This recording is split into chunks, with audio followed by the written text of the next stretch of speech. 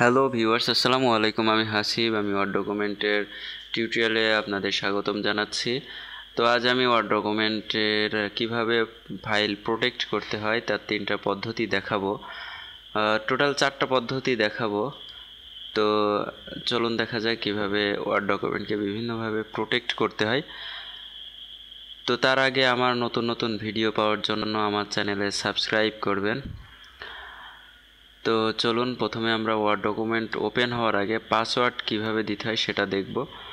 তো এজন্য আমি ডেস্কটপে একটি HB নামে ফাইল রেখেছি। এখানে ডবল ক্লিক করে ফাইলটি ওপেন করলে দেখতে পারবো ফাইলটি সঙ্গে সঙ্গে ওপেন হয়ে যাচ্ছে, কিন্তু এটা ওপেন হবে না, এখানে পাসওয়ার্ড চাবে। এটা কিভাবে দিতে হয় সেটা দেখব। এজন্য আমরা ফাইলে ক্লিক করব এবং সেভ অ্যাসে ক্লিক করব। সেভ অ্যাজে ক্লিক করে এখানে ব্রাউজে ক্লিক করব। তার আগে আমি বলে নিচ্ছি যে যারা 7 ওপেন করেন, তারা ইউজ করেন, অফিস 7 ইউজ করেন, তারা এখানে ফাইল পাবেন না। এখানে অফিস বাটন একটা আছে, এখানে একটা ফুল টাইপের চিহ্ন আছে, এখানে ক্লিক করলে এখানে ওয়ার্ড অপশন বা এখানে সেভ অ্যাজ পাবেন। সেভ অ্যাজে ক্লিক করলে সরাসরি এই ধরনের একটা টেবিল পাবেন, যেটা আমাদের ব্রাউজে ক্লিক করার পরে আসলো। যারা 7 ইউজ করেন তাদের জন্য এই নিয়ম, আর যারা 10, 13, 16 ইউজ করেন তারা ফাইল থেকে সেভ অ্যাজ থেকে ব্রাউজ থেকে টুলস থেকে জেনারেল অপশন, এখান থেকে যে পাসওয়ার্ড দিতে হবে। আমি একটি পাসওয়ার্ড দিলাম, যে কোনো ফিগারের হলে হবে, আমি একটা ফিগারের দিলাম। এখানে আরও একবার পাসওয়ার্ড দিলে দেওয়া যাবে। যদি 2 জায়গায় পাসওয়ার্ড দেন তাহলে ওয়ার্ড ফাইল ওপেন করার সময় 2টা পাসওয়ার্ড দিতে হবে 2 জায়গায়। তো একই পাসওয়ার্ড হলে হবে, আলাদা আলাদা পাসওয়ার্ড হলেও হবে। তারপরে এখানে ওকে বাটনে ক্লিক করতে হবে, এখানে আবার সেম পাসওয়ার্ড দিতে হবে এবং সেভ বাটনে ক্লিক করতে হবে। এবার সেভ হয়ে আমরা যদি ওয়ার্ড ফাইল থেকে বের হয়ে আসি তাহলে দেখতে পারবো যে আমাদের এখানে পাসওয়ার্ড চাচ্ছে, এর আগে পাসওয়ার্ড চাচ্ছিল না। তো এরপরে আমরা আসতে পারলাম। এখন এই পাসওয়ার্ডকে যদি আমাদের রিমুভ করতে হয় তাহলে ফাইল থেকে সেভ অ্যাজ, আবার ব্রাউজ থেকে এখানে টুলস থেকে জেনারেল অপশন, এখান থেকে যে পাসওয়ার্ডটা দেখতে পাচ্ছি আমরা সেই পাসওয়ার্ডটা উঠিয়ে দিব এবং ওকে বাটনে ক্লিক করব, দেন সেভ করব। সেভ করে বের হয়ে আসব।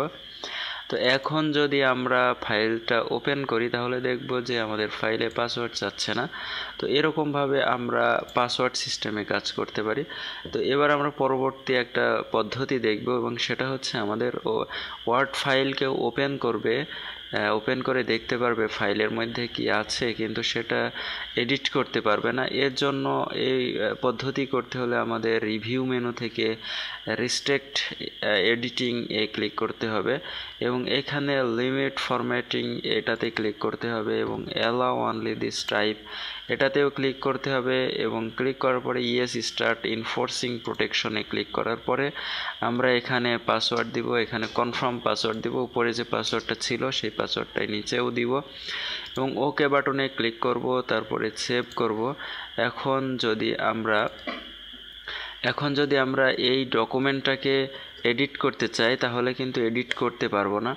অর্থাৎ আমি এখান থেকে বের হয়ে আসলাম, আমরা এখন কিন্তু এটাকে এডিট করতে পারবো না। তো আবার এডিট করার জন্য আমরা এখান থেকে রিস্ট্রিক্ট ইনফোর্সিংয়ে ক্লিক করব। তো ক্লিক করার পরে এখানে স্টপ প্রোটেকশনে ক্লিক করব এবং এখানে এসে আবার যে পাসওয়ার্ডটা দেওয়া ছিল সেই পাসওয়ার্ডটাই আমাদের দিতে হবে।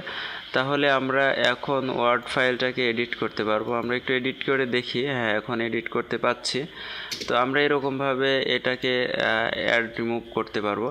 আর তৃতীয় নাম্বার পদক্ষেপটা হচ্ছে আমরা এখানে রিস্ট্রিক্ট এডিটিংয়ে ক্লিক করব, এখানে 2টা অপশনে ক্লিক করব এবং এভরিওয়ানে ক্লিক করব, ইয়েস স্টার্ট ইনফোর্সিং প্রোটেকশনে ক্লিক করব। তারপরে আমরা 2টা স্থানে পাসওয়ার্ড দিব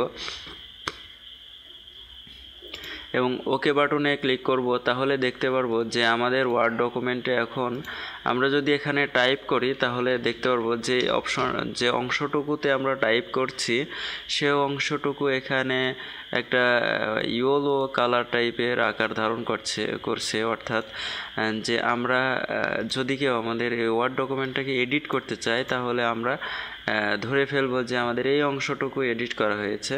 তো আমরা এটাও যদি স্টপ করতে চাই তাহলে স্টপ প্রোটেকশনে ক্লিক করব এবং এখানে পাসওয়ার্ড দিব, দেন ওকে বাটনে ক্লিক করব। এখন এটাকে আমরা উঠিয়ে দিতে পারি